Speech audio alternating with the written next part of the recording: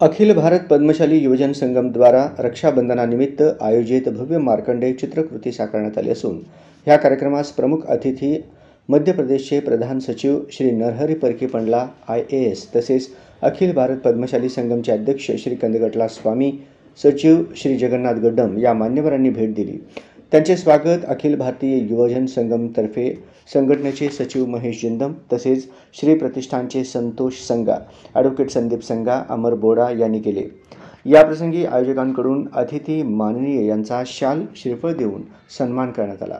यावेळी पद्मशाली शिक्षण संस्थेचे सचिव दशरथ गोप, भाजपचे ज्येष्ठ नेते पांडुरंग दिड्डी, माजी महापौर जनार्दन कारंपुरी, अखिल भारत पद्मशाली संगमचे राष्ट्रीय समन्वयक तुकेश भैरी, महाराष्ट्र पद्मशाली संगमचे अध्यक्ष भूपती कमटम, सचिव यशवंत इंदापुरे, अशोक सामल हे उपस्थित होते।